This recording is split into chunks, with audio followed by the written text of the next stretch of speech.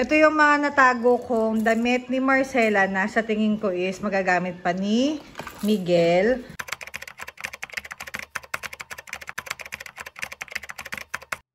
So ngayon, naayusin ko na lang siya dahil bumili uli ako ng another mega box para naman to kay Miguel.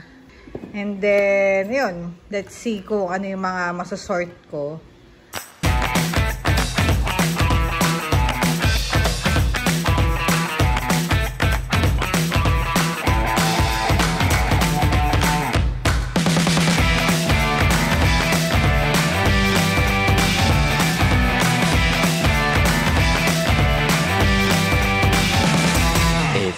Moments later.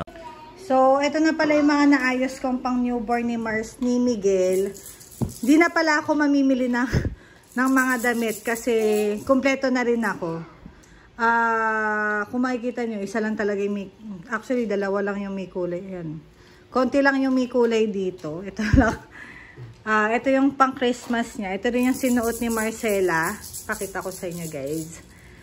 Ito rin yung susuot ni Miguel. Kasi wala, cute eh. Pero other than that, I think I'm complete na. So, hindi na ako mamimili. Kasi namili ako kagabi ng onesies. Pero, 4 lang naman yung dinagdag ko sa newborn. 4 na onesies lang. Tatago muna namin siya dito. Pero, ilalaban namin siya sa October. First week of October namin siya lalaban.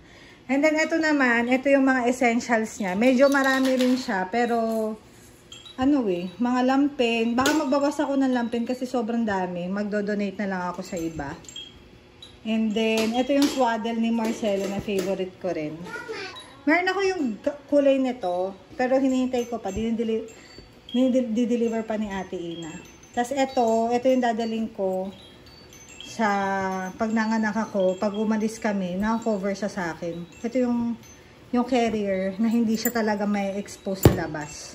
And then, etong isang area naman na to, siguro ganyan na lang muna siya. Ayusin ko na lang, siguro organize ko na lang siya pag kailangan ko na 3 to 6 months. And ito yung mga i-donate namin. Pakita ko pala sa inyo yung mga tinira kong damit na remembrance ko lang kay Marcela. Ito kasi yung mga favorite kong sinuot niya ng baby siya. This one, okay na. And then, itong pink. Favorite ko yung palaging sinusuot niya. So, tinago ko lang yan. Yan lang. And then, ito pala. I don't know kung tinatago ba to yung sa ano ba tawag doon? Yung doon sa binyag niya. Ito lang yung tinago ko. So, cute nito. Okay. Thank you. 4 lang yung tinago ko talaga na mga damit niya. Na hindi gagamitin ni Miguel. Pwede rin pala itong gamitin ni Miguel.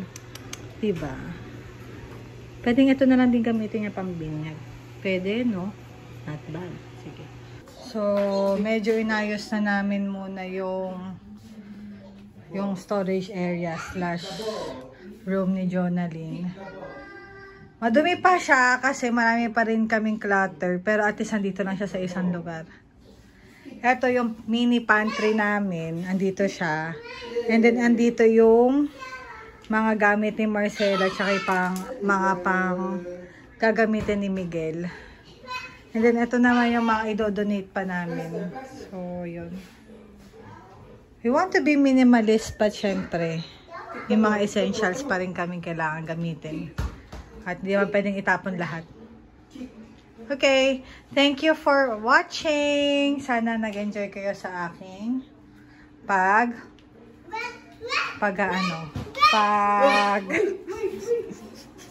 sa aking aayos ng gamit for Miguel.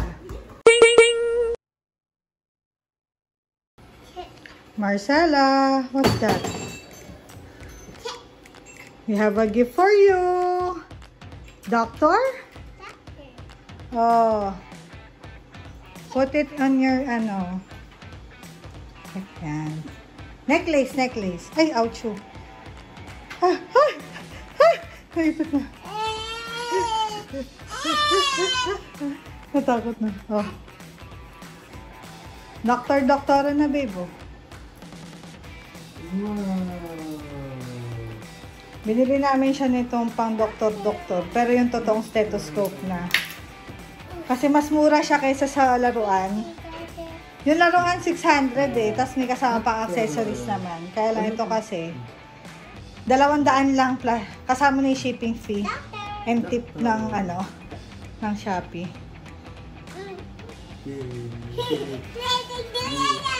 Oh, doktor.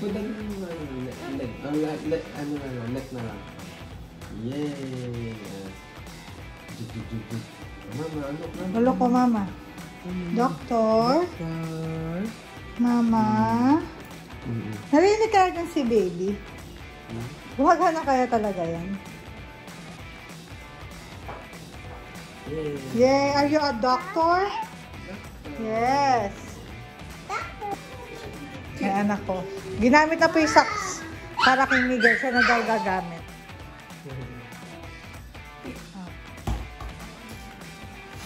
Bagay sa kanya yung purple, babe, na pants.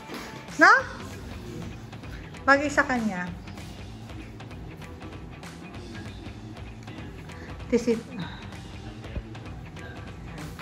At least dito wala kaming clutter.